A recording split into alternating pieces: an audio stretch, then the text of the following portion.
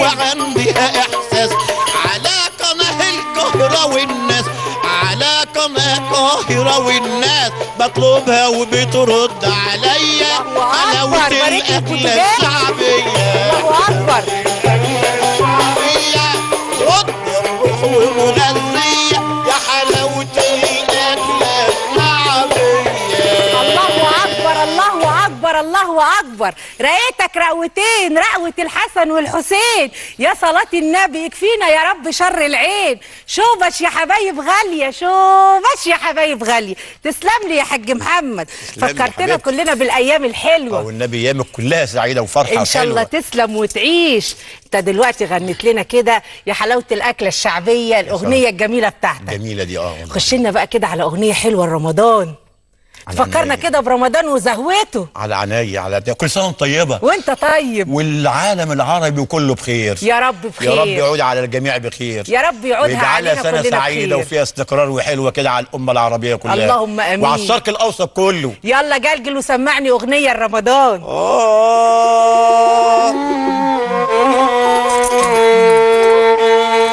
فيه ناس يحبوا الحلال وعن الحرام صابوا،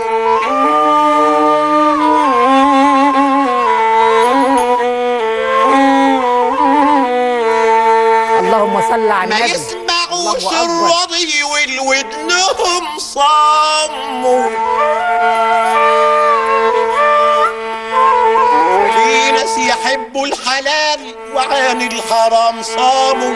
صلوا على صلاة النبي. الله أكبر.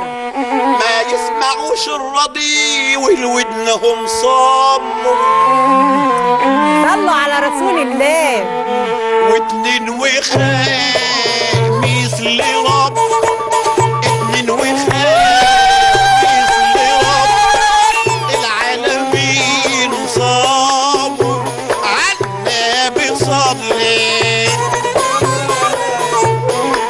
اللهم صل عليك يا نبي. الله أكبر. اتنين وخميس لرب العالمين صاموا. صلاة النبي. أصحاب عقول نيرة وقلوب ماليها إيمان، ومعودين نفسهم على الصبر والإيمان، ويقولوا يا رب عديها على الإيمان.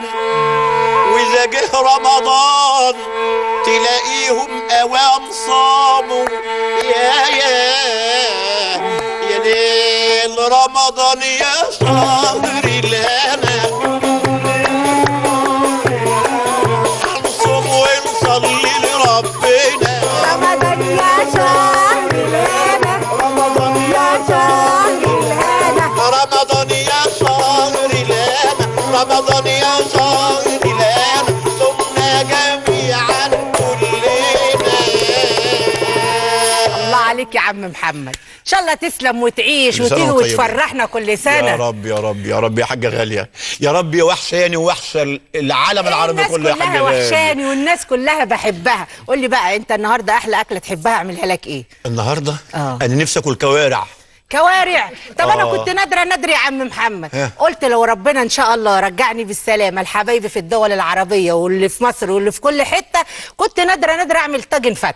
طب وحياه ربنا عامل اهو. انا من ساعه ما جيت وانا بقول لكم عايز اكل ايه؟ فته. وعلى راي المثل قلل من ندر وفيه. اول من ماشي صح. فانا النهارده عشان الندر بتاعي لرجوعي لحبايبي هعمل طاجن فته حلو كده واكلك منه. طب صدقي بالله، لا اله الا الله، انت اي حاجه بتقدميها من ايديكي بتمري عليا وبتغذيني. ربنا يخليك. وعشان بقى اكلك فته النهارده وتاكل وتملى بطنك تعمل لي بقى تقول لي بقى اغنيه كده لحبايب العرب. وحشوني يا عم محمد. على عيني. اغنيه بقى كده لحبايب العرب. يا عرب يا حلوين. ايوه صلاه النبي احسن. كرمكم بان في عينينا. الله اكبر. حبايبي في السعوديه والامارات والكويت ودبي وام حميد وكل حبايب غاليه. يا عرب يا حلوين. وخالده من الكويت كمان. كرمكم بان في عينينا. والشيخ عبد الله من السعوديه.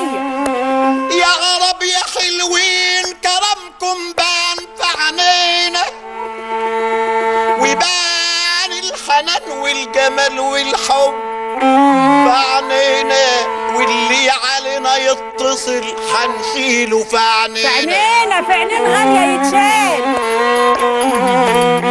اللي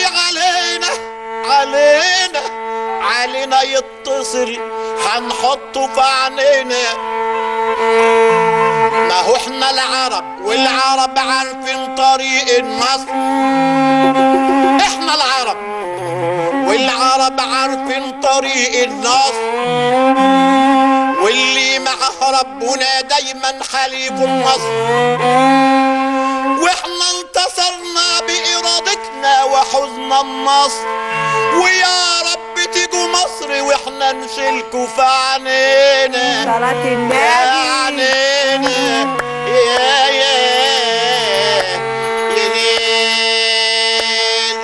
انا بشكرك قوي قوي قوي قوي. ربنا يخليكي. وانت النهارده نورتني انت ربنا والفرقه يخليكي يا رب. بتاعتك، والنهارده ان شاء الله كده نهاركم فل ان شاء الله نارك زي العسل، ويا رب يصلح ما بين ايديكي. يا رب يصلح ما بين ايدينا كلنا. يا رب انا بشكرك قوي قوي قوي حاج كل سنه محمد. وحضرتك طيبه، كل إن سنه شاء الله وحضرتك طيبه تسلم. انت وكل العالم كله ربنا بخير يخليك. ويعود على الله خير يخليك. جميعا يا رب. شرفتنا. كل سنة استنونا طيب. بعد الفاصل. والف مبروك يا حاج غالي. الله يخليك. استنونا بعد الفاصل، هنرجع نعمل الاكله اللي انا ندرتها لكل حبايبي لما هرجع لهم، وهقول لهم انا اتاخرت عنهم ليه وايه اللي اخرني، بس يا رب تسامحوني.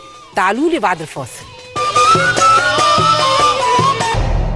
رجعنا تاني بعد الفاصل لكل حبايبنا، وبقول لكم كل سنة وانتم طيبين، ويا رب يعودها علينا أيام كلها سعادة.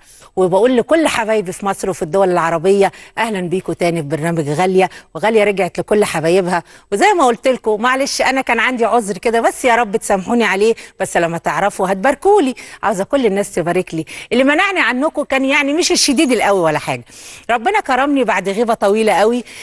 جبت ياسين، فكانت بقى في فترة حمل وولادة، واستنيت لما الواد كده زقزق شويه ومسك حيله، وبعد كده قلت ارجع لحبايبي. فانتوا ان شاء الله كده كل اللي ربنا ما اداهاش يديها، وكل اللي عاوزه تتجوز تتجوز، وربنا ويا رب يا رب يا رب من كل قلبي يحقق لكم كل امالكم زي ربنا ما حقق لي املي واداني ياسين.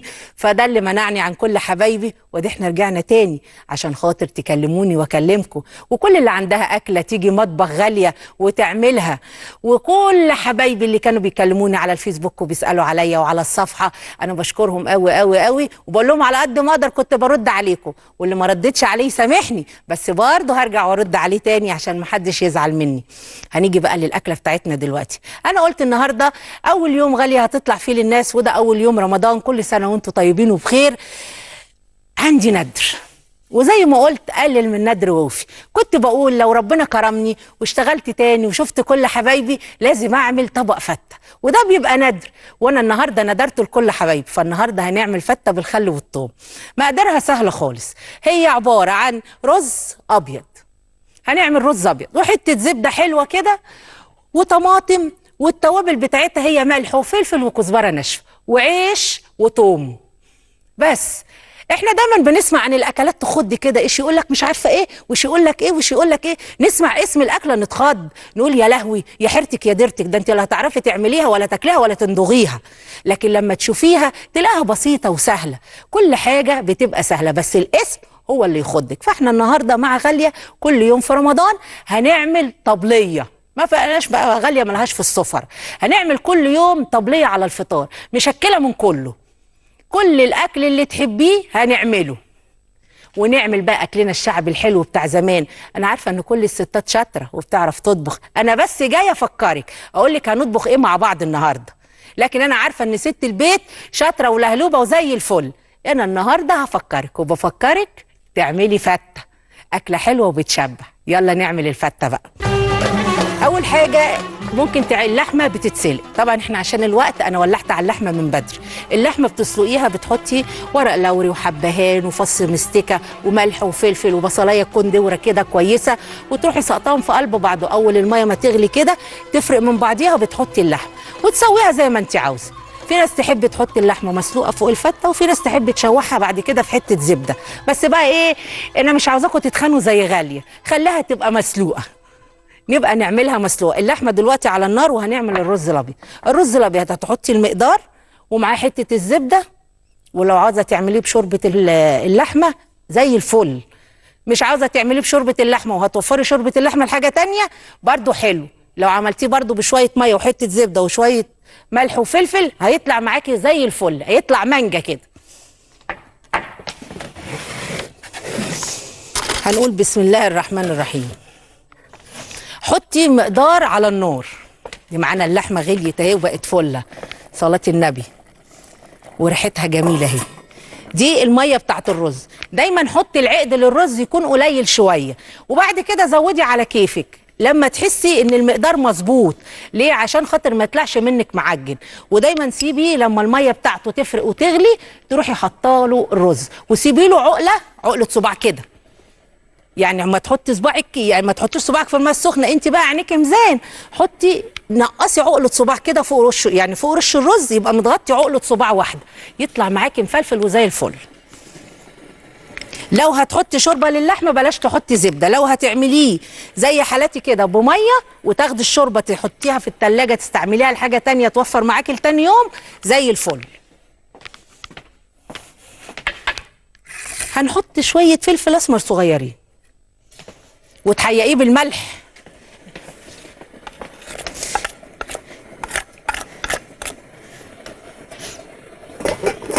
اول لما يغلي نروح ساقطين الرز على طول.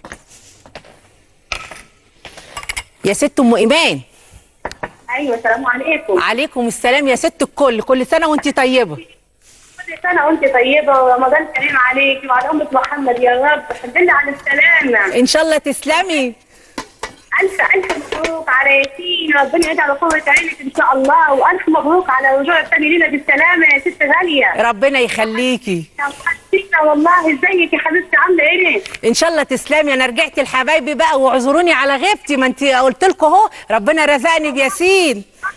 والله فرحت لك خالص والله، كلنا فرحنا لك. الف مبروك، يطبق عزك يا رب ان شاء الله. تسلمي وتعيشي.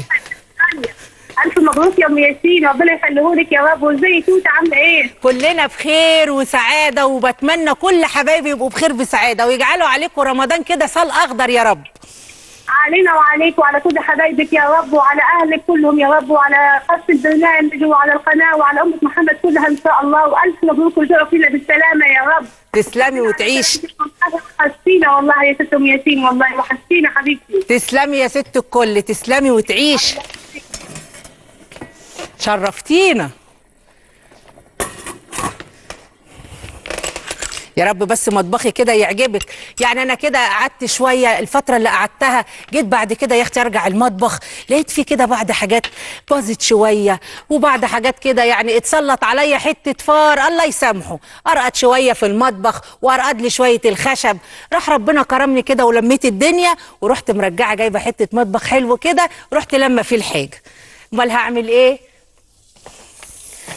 يا رب يعجبكم. بس انا هعمل العيش. العيش ممكن ناس بتحبه كده وناس تحبه تنشفه في كده لوحده. انا بحب احمره. الاحسن ان انت تحمريه في حته زبده مع فص ثوم، تشوحيه كده لحد لما يشخلل.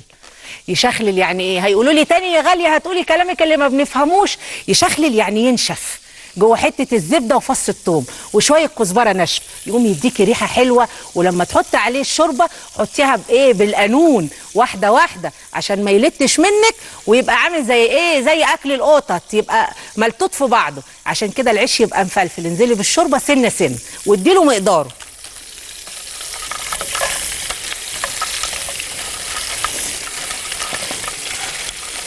العيش لما تحمريه بيبقى زي الفل.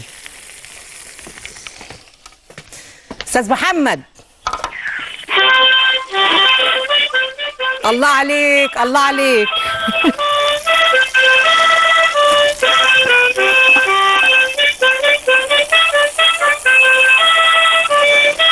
الله عليك الله عليك وعلى الهارمونيكا بتاعتك.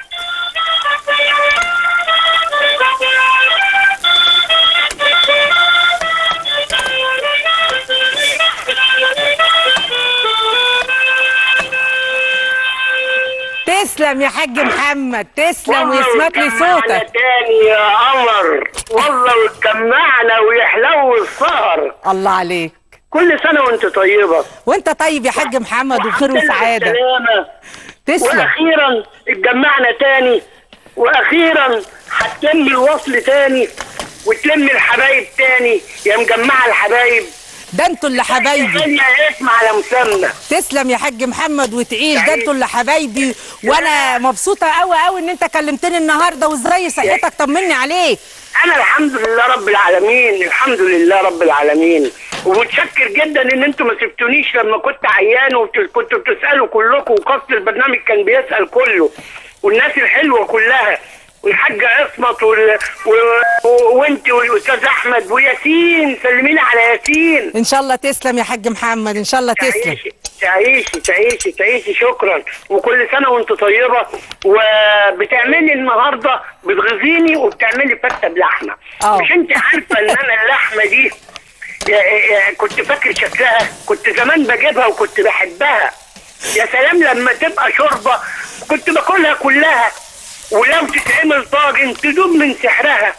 بس بدأت تسوق دلالها وتزيد في سعرها. ضاني، كندوز، جملي، مش فارق صنفها. وقالوا قال ايه الفول بيحل محلها. مدرين عليا اما اشوفها او اسمع اسمها، لما اللي عيني منها واتصور جنبها. انا يا اخويا وديها لك لحد عندك وما تشتاقلهاش قوي كده.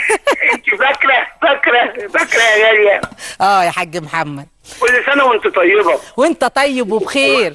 وكويس ان اول يوم كده نفطر فته وحلو، يعني حاجه خفيفه وحاجه سريعه وتتعمل بسرعه، ومفيش المهرجان اللي هو بيبقى الناس الصيام بيبقى الناس مش واخد يعني تعبانه.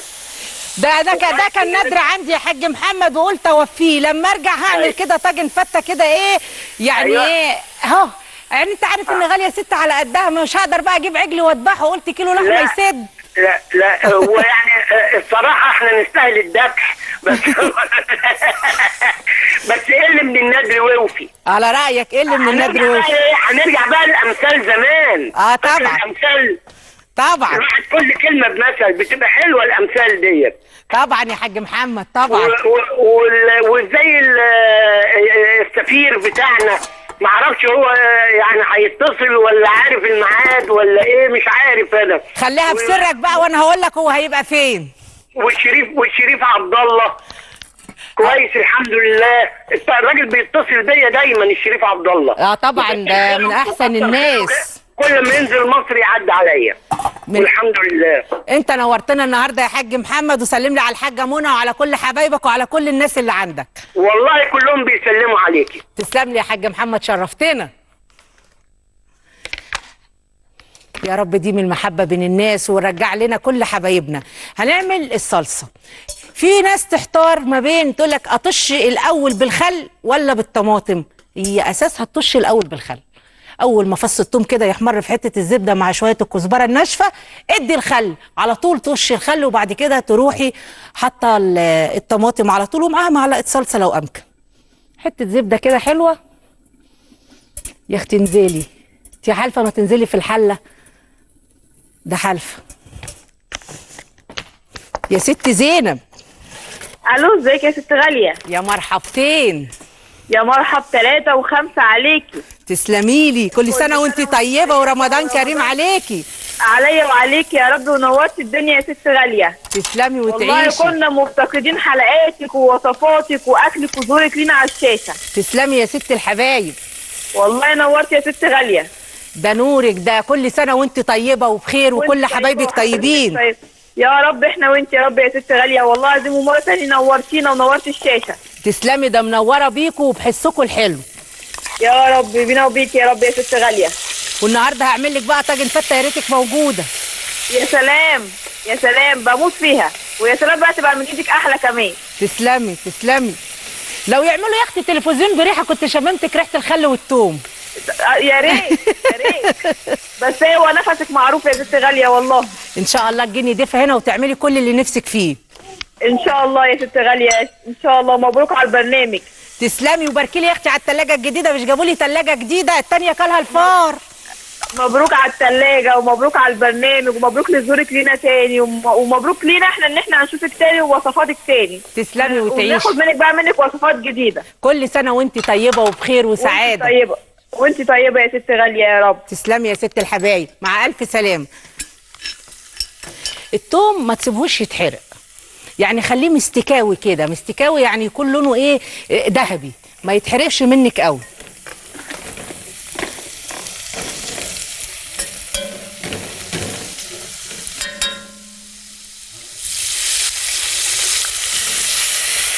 تنزلي بالخل وبعد كده الطماطم وتقفلي، حطي شويه ملح وفلفل صغيرين وتقفلي على كده، هتطلع معاكي احلى فته زي الفل. كلها حاجات بسيطه وحاجات مش محتاجه ان انت تدربكي ولا تقولي ده شمال ولا يمين ولا اي حاجه.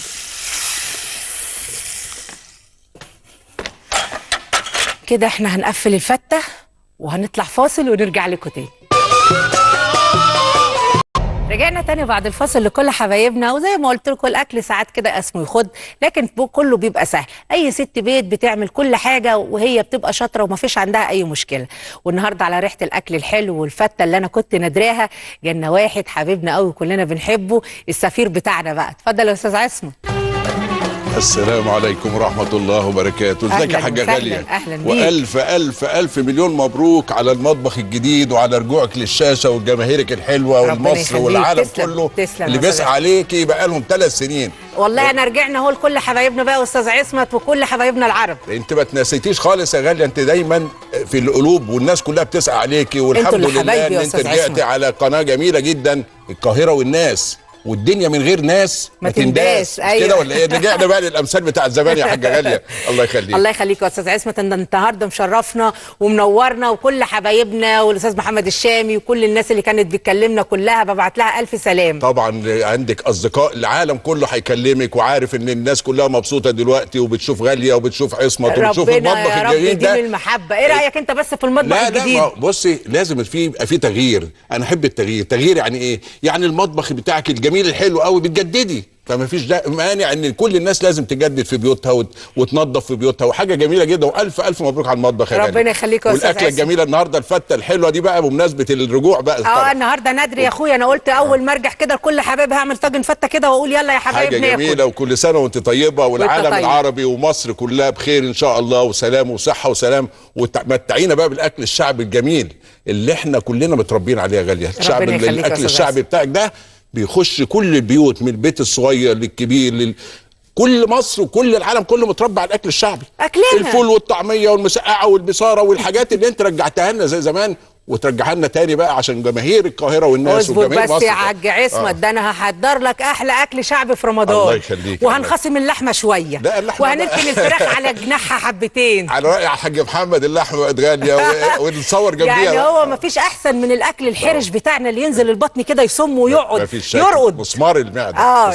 يرقد كده. الحمد لله يا غاليه، وانت دايما في خير وسلام كده، وحاجه جميله مطبخك والفاكهه الجميله والخضار الجميل، ومبروك على الثلاجه الجميله والمطبخ الجميل يا غالي. تسلم يا استاذ عصمت، ودايما كده في خير وسلام وتسعيد الناس كلها يا رب كده. اهم حاجه الكلمه الطيبه يا استاذ عصمت. عايز اقول لك حاجه بقى يعني اللي بتوصل للقلب على طول. الله يخليك، وبارك لك بقى على ياسين الجميل بقى ابنك، ربنا يخليك، ورب صبرتي ونولت يا غالي. الحمد لله. هوريك كل حبايبي دلوقتي هطلعه لكم على الشاشه ان شاء الله. ده لازم يبقى لي حلقه مخصوصه ان شاء الله. الله اتفضلي بالبرنامج بتاعك بقى كده، وانا تحت امرك في اي حاجه. ربنا يخليك يا استاذ عصمت. الله يخليك. وعلى وشك الحلو الرز طالع مفلفل وزي الفل. التطور الجميل بقى في الحلل الجميله دي بقى غاليه. جبت بقى قلت ايه اجيب شويه كده، بس برضه ما يجي غير على الاكل كده في الحلل الالومنيا واجلي ولمع. لا هو في حد انت خليت الستات البيوت كلها تغير منك في حكايه يقول لك انت كل مره تجيبي طقم جديد يا غاليه، وانت تاريكي بقى ايه ادعك في الحلل. ما فيش احسن يا اخويا من الحلل الالومنيا بتاعتنا. طبعا ما النحاس بقى خلاص انتهى بقى، النحاس انتهى يا غاليه. بص بقى اتلموا الحبايب وما بقاش حد غايب. ايوه حبيبي. على وشك الحلو بقى خد بقى الشريف عبد الله وقول الو. اللهم صل على النبي. اللهم صل على النبي. الو ازيك يا حاج عبد الله؟ يا اهلا وسهلا. شفت اتجمعنا تاني. الله يخليك يا حاج عبد الله، اتجمعنا تاني اهو يا حاج عبد الله. الله يخليك، وحشتونا. انت اكتر والله يا حاج عبد الله، كان نفسنا تكون معانا بقى في المطبخ كده. يا شريف عبد الله هبعت لك طبق فته، بس ابعت لي طياره. لا دلوقتي خلاص الجسر دلوقتي اهو مفتوح دلوقتي، وخلاص باقيله شويه وهيكون زي الباص كده اهو على طول واحد يجي. ماشي يلا. القعده مش هتحلوه الا بيك يا شيخ عبد الله وباهل السعوديه الكرام. الله يخليك ويسلمك، والله انا فرحت قوي قوي قوي من ام ياسين من ياسين. ايوه تسلم لي يا شيخ عبد الله، تسلم وتعيش. والله الله يحفظه ان شاء الله هو واخواته يا رب. الله يخليك. تسلم يا شيخ، الله يخليك تسلم. يا ابو عبد الله. ما هم ياسين بقى الحاجه غاليه بتجمع الناس كلها مع بعض يا حاج عبد الله. تسلم وتعيش. ان شاء الله. هنستناك تجن عشان تبقى ضيف عندي كده وتطبخ لي طبخه حلوه. انا عارفه ان انت استاذ في قلي البيض زي استاذ عصام. مش كده وبس، ده انا هاجي بس انا علشان كده اشوفكم، وحيكون يعني اخر سعاده واخر حلاوه بصراحه ربنا. تسلم لي، ده بوجودك وبكل حبايبنا العرب في كل الدول العربيه، انتوا بتنورونا وتشرفونا وعلى راسنا من فوق. تيجي تفطر معانا يوم يا حاج عبد الله ان شاء الله. ان شاء الله تيجي تفطر معانا يوم بقى ان شاء الله على خير باذن الله. تسلم لي، انا كل يوم معاك على القاهره والناس في رمضان، كل يوم كده تفتح التلفزيون على القاهره والناس وتقول بقى ما استنى اشوف غاليه. طيب خلاص خلاص. مع الف سلامه يا شيخ. هنرجع بقى للاكل بتاعنا. الرز خلاص اتشرب على طول اهو، عملناه معاكم على الهوا. اي ست بيت ما تقولش، فيه ستات كتير قوي تتصل تقول لي يا غاليه الرز الابيض بيلت، بيبقى يطلع مني معجن شويه. لازم تسيبي فوق وش الرز قرات كده، قرات يعني كده عقله صباع، يطلع معاكي مفلفل اهو قدامك اهو، ولا في واحده ولا معجن ولا اي حاجه، بيطلع مفلفل وزي الفل. اديله الميه او الشوربه على حسب عينك، عينيك ميزان، يطلع معاكي زي الفل.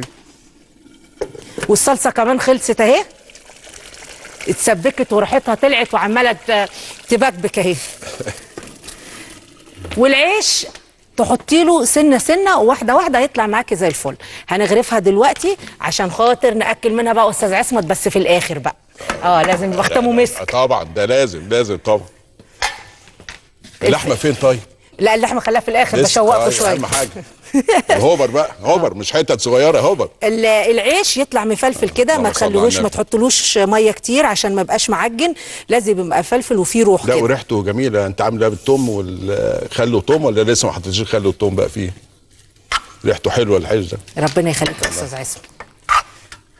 هتدي راق كده عيش.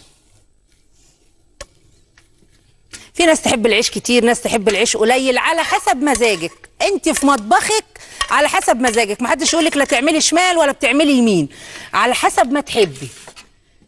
حطي عيش كتير، حطي عيش قليل زي ما تحبي.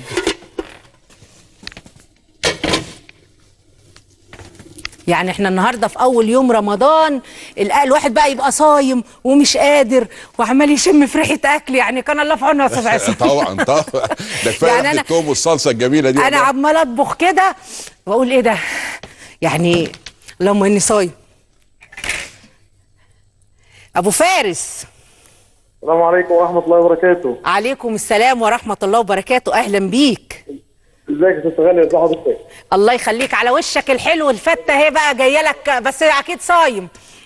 كل سنه وانتم طيبين، وكل سنه واستاذ عصمت طيب، وكل مصر والعالم العربي بخير يا رب. وانت طيب يا حاج ابو فارس، وانت طيب يا حبيبي. وانت طيب وبخير.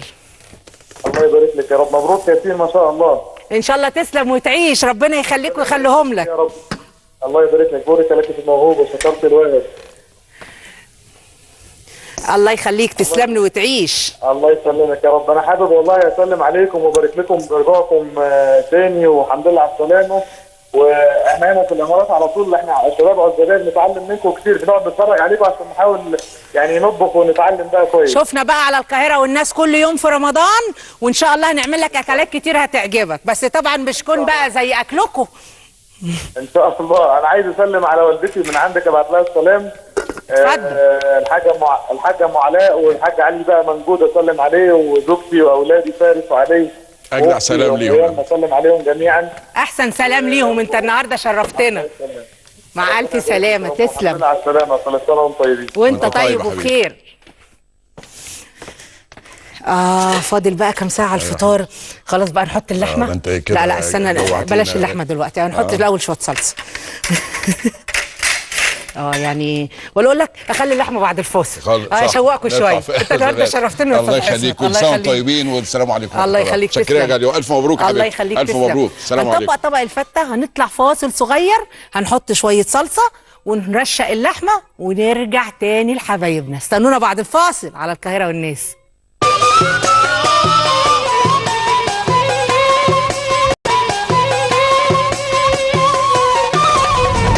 رجعنا تاني بعد الفاصل. ما رضيتش ارص اللحمه غير لما ارجع لكم. دي لحمه قلت بقى ايه ارصها كده، نرصها مع بعض ونتفرج عليها على رأي عم محمد الشامي.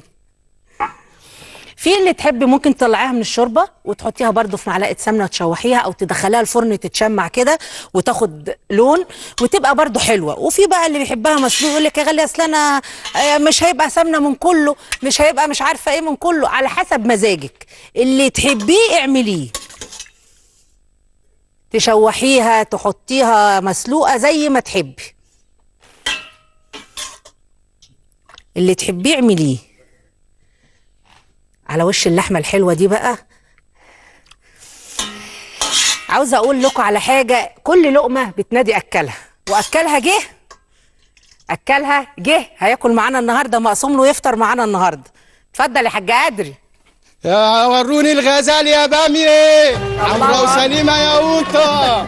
ست غاليه كل سنه وانت طيبه. وانت طيب وبخير وبسعاده. الله يخليك يا عم. الله عليك وعلى خضرك الحلو يا اخويا. حطه هنا. اللهم صل على النبي. ان شاء الله تسلم. كل سنه وحضراتكم طيبين، ورمضان علينا وعليكم بخير يا رب. ان شاء الله تسلم. وتكون فتحه خير علينا وعلى الشعب المصري كله يا رب. يا رب يا حاج قدري، ربنا يجعلها فتحه خير يا رب. جاب لك بقى تشكيله خضار كده تستاهل بق مشاهدينك. الله اكبر على نقاوة عينك. بص بالصلاه على النبي. فلفل احمر، فلفل اخضر، عندك ريحان، عندك ملوخيه، عندك خس، عندك كوسه. بصي مطبخ كامل من كل حاجه. الله اكبر عليك وعلى نقاوة عينك. الله اكبر عليك يا حاج. وده مش خساره في مشاهدينك اللي في كل انحاء العالم، اللي هم وحشونا وانا وحشتكم، ومستني الفرصه دي ان انا اشوفكم تاني على خير يا رب. ان شاء الله تسلم. ويا رب تكون فتحه خير عليك يا ست غالية. هعمل لك بقى شويه خشاف بقى يا عم قدري. ريحه اللحمه، ريحه اللحمه. اللحمه ولا الخشاف؟ خلينا في الخشاف يا ست غاليه الهوبر. وبعدين على رأي المثل، بصلة المحب خروف. خروف صح. ده كان ندري كده وقلت يعني مبروك مجالك وعقبال ما تفرحي بيه كده ان شاء الله. انت عشان صايم بس كده ايه الاكل دخل في مغاشيشك. ما هو انت عارفه بقى، واليوم صيام بقى ست غاليه، والواحد بيشتاق بقى للحاجات دي. خلاص هانت اهي يا عم قدري، فاضل كام ساعه زي ما بيقولوا. وبعدين بيقول لك على رأي المثل، خد الحلو والدرى في ظله. ولا انت مش واخده بالك؟ الحلو قدامنا احنا هنعمل النهارده خشاف، ومشاهدينا الحلوين اهم. الخشاف زي ما تحبي وربنا يقدرك. وعندك في البيت الحاجه انا عارفه ان هي في رمضان غاليه، وكل الحاجات دي انا نفسي ببقى ماشيه في السوق اشتري واقول يا حيرتي يا ديرتي. اللي عندك حطيه. الخشاف بيلم، الخشاف بيلم. اللي عندك في البيت حطيه. عندك قراصيه حطي، مشمشيه حطي، شويه جوز هند حطي، شويه سوداني. ما تعقديش نفسك وتتضايقي وتقولي اصل مش عارفه مين كانت حاطه لوز ومين قالت لي ده انا حاطه بندق. كل حاجه اما تعمليها وقلبك كده نضيف وحلو وصافي تطلع من ايدك شهد مكرر. مش لازم يبقى فيها ايه، اهم حاجه تكون انت راضيه. لازم تبقي راضيه. يعني اللي قبلنا قالوا البركه في الحبتين، ومن رضي بقى ليله عاش، ومن رضي بقى ليله عاش. وبعدين العين القنعانه شبعانه طبعا يا مكاننا. طبعا طبعا طبعا. حطي كله فوق بعضه بقى كده وروحي على طول نقعان. دي لقمه بملح بالحلال بالدنيا بحالها يا ست غاليه. امال ايه يا حاج قدري؟ مش المثل بيقول لك ان فتك الضاني خليك مع الحمصاني؟ ايوه صح صح صح بجد يعني. وعلى قد لحافك مد رجليك بقى. هو بقى ده بقى عشان امثالك على فكره يا ست غاليه، والله العظيم يعني الواحد مش عارف يقول لك ايه. وبعدين انت ما شفتيش البروكلي ده يا ست غاليه؟ بصي انت عندك انا بكره بقى تاني يوم رمضان نعمل بقى البروكلي واخد من خضارك الحلو ده. انت عندك بالصلاه على النبي طبق سلطه. وطبعا الرجاله بقى بتحب ايه تتسلى بقى تضيع الوقت الساعه اللي هي قبل الفطار دي. كلهم هم قبل الفطار. بص عاملين ازاي مش قادرين نقف. هات يعني نعمل طبق سلطه تحجج بقى الصايم بقى ساعتها. هات نعمل طبق سلطه. هات كل السلطه هنا، ليمون، فلفل احمر، بنجر، نعناع، ريحان، ملوخيه، خس، كابوتشا، كل حاجتكم السلطاتكم عندنا احنا. وبتنجان وهنعمل محشي بتنجان وفي ملوخيه. مش هتسيبونا ابدا، وهتشوفوا السنه دي مع غاليه حاجات جميله جدا. تسلم. وان شاء الله هتكون فتحه خير علينا وعلى كل. يا ست ام يوسف السلام عليكم. ازيك يا ام يوسف؟ كل سنه وانت طيبه. ازيك يا ست غاليه؟ كل سنه وانت طيبه حبيبتي. وانت طيبه وبخير. على وشك الحلو هنعمل بقى شربات اهو. عشان ايه؟ انا كنت قايله هعمل فته وشربات وحلويات لكل حبايبي. يجعل دايما ايامك فرح وشربات. وحشتينا وحشتينا وحشتينا وحشتينا. ان شاء الله تسلمي. عامله ايه في رمضان بقى؟ الحمد لله ربنا يخليك، كل سنه وانت طيبه. وانت لو كنت انت بتقدري ما بتقدريش تستغني عن الجمهور بتاعك، عشان لما بتقولي انا ما بقدرش استغنى عنه، جمهورك كمان كان قاعد مستنيك على احر من الجمر. ان شاء الله تسلمي وتعيشي. ده انا والله كنا قاعدين مستنيين بعوده البرنامج ده بفروغ صبر. يعني مهما اكيد التلفزيون فيه برامج طبخ كتيره، بس مش زي البرنامج بتاعك. انت عارف احنا متابعينك من اول ما ابتديت. ان شاء الله تسلمي. عارفه بقى انا اللي اخرنا عنك ياسين، معلش استنيت لما يزقزق شويه. انا لسه هقول لك، انا عرفت ان ربنا كرمك بياسين، والف مبروك عليك ياسين، وربنا يجعله من الذريه الصالحه يا رب، يتربى في عزكم. تسلمي وتعيشي، وان شاء الله تيجي تعملي معايا طبخه حلوه. الهبر هنا عايزاك يا ام يوسف. تسلمي يا ام يوسف. سلامي ليك يا عم ادري، كل سنه وانت طيب. ازيك يا ام يوسف وازاي اهل المرج كلهم؟ ربنا يخليك ويعزك يا رب. انا صوتكم وحشني كلكم والله. ده انت اكتر والله يا ست ام يوسف. عامله ايه وازاي اولادك وحبايبك عاملين ايه؟ الحمد لله ربنا يخليك. تحيه كبيره لاهل المرج كلهم. البرنامج يا مدام غاليه بتقدمي فيه اكلات اقتصاديه واكلات صحيه. تسلمي يا ام يوسف. وتدينا كل حاجه، وكمان بتعرفينا بناس حلوه زي الفل زي عم ادري. ده انت اللي احلى. تسلمي لي يا حبيبتي، تسلمي لي. انا عايز اديكي بقى بعود نعناع كده. شوف شم انت الريحه اكيد واصله عندك، انا عارف كده والله، عندي احساس بكده. الريحه واصله في كل مكان في مصر بريحتك العطره يا عم. ربنا يبارك لك يا رب ويخلي لك ولادك وتفرحي بيهم ان شاء الله يا ام يوسف. شرفتينا. هنعمل بقى شربات، ده بقى عشان بعد ما ناكل بقى ايه الفته والخشاف. ده الشربات بقى ده من غاليه، حلاوه رجوع غاليه بقى لكل حبايبها. استاذ عادل. السلام عليكم. عليكم السلام، اهلا بيك يا استاذ عادل. بني سويف واهلي بني سويف. يا مدام غاليه، كل سنه وانت طيبه. وانت طيب وبخير وبصحه وسعاده. الف مبروك يا مدام على رجوع البرنامج ان شاء الله. ان شاء الله تسلم. الشربات عاوزك اهو. رمضان كريم يا استاذ عادل. ازيك يا عم ادري يا حبيبي؟ عامل ايه؟ ازي حضرتك؟ كل سنه وانت طيب يا حبيبي. انا بشكرك على اتصالك، ودايما يا عم عادل ده اتصل بينا والله. الحبايب كلها. امال ايه؟ تحيه كبيره قوي لاهل بني سويف يا عم عادل. حبايبنا منورين البرنامج والله. كل سنه وانت طيب وبخير. قول لي هتفطر ايه النهارده؟ والله بقى هنا الاكل الشعبي حلو طبعا، بس ده اول يوم في رمضان لازم يبقى فيه ايه يعني برضه حاجات حلوه وحاجات كده طبعا، وحاجات من اللي انتوا بتعملوها طبعا ان شاء الله برضه. هبعت لك حبه فته وشويه شربات حلاوه غاليه ما رجعت عشان تبقى معايا في الندر. هي تكون فته فوق الساعه فعلا. نواصل الطبيخ برضه كتير برضه في الصيام بيبقى برضه مش هو. لو احنا عندنا ملوخيه خضراء ايش؟ خضراء ملوخيه. تسلم يا استاذ عادل، انت النهارده شرفتنا، وتحياتي لكل اهل بني سويف. النهارده كان اكلنا خفيف، وزي ما قلت انا النهارده عملت حاجه خفيفه ممكن اي ست تعملها في البيت وبتبقى سهله عليها وزي الفل ما فيهاش اي مشاكل. هتعملي الفته مقاديرها سهله قوي، ما تعقديش نفسك من اي اكل. ان شاء الله احنا معاكم بكره الحلقه الجايه، وطول شهر رمضان على القاهره والناس هنعمل كل الاكلات السهله وكل الاكلات البسيطه، وربنا يجعل يا رب بيوتكم كلها عمار في رمضان وغير رمضان. كل ست بيت انا عارفه هتشتكي وتقول لي يا غاليه العيشه بقت غاليه شويه، الخضار غالي، الرز مش عارفه بقى بكام. ارضي بالمقسوم، هتلاقي نفسك مرتاحه، هتلاقي من نفسك مرتاحه. وانا النهارده فرحانه ومبسوطه برجوعي لكل حبايبي. انا بشكركم قوي قوي. واستنوا عم ادري في القاهره والناس، وان شاء الله كلنا هنبقى مع بعض، وكل حبايبي هيجوني ضيوف على القاهره والناس، وبنشكركم كلكم. وعاوزه اقول لكم معلش بقى سامحوني عشان خاطر انا اتاخرت عليكم شويه، بس جبت لكم ياسين شبه امه كده شويه، مقطط اسمر كده، واد جزاوي يعني اسمر كده، بس الصور نص الجمال. ربنا يخلي لكم ولادكم وكل حبايبي. بقول لكم كل سنه وانتم طيبين وبخير وسعاده وسلام، وان شاء الله هنتقابل كل يوم في رمضان على القاهره والناس. وكل اللي عندها اكله او عندها وصفه او عندها حاجه عاوزه تعملها تكتبها لي على الصفحه وانا هنفذها لها، او اللي عاوزه ان شاء الله تجيني ضيفه برضو تكتب لي على الصفحه رقم تليفونها، وهنتجمع كلنا. وعلى راي المثل جماعه الحبايب وما بقاش حد غايب. عم ادري واستاذ عصمت وشريف عبد الله وعم محمد الشامي وكل حبايبي، عشان ما انساش حد وحد يزعل مني. الكويت، كل حبايب العرب ان شاء الله استنونا على القاهره وتونس والجزائر والمغرب وكل حبايبنا في الدول العربيه. بخير وسعاده يا رب.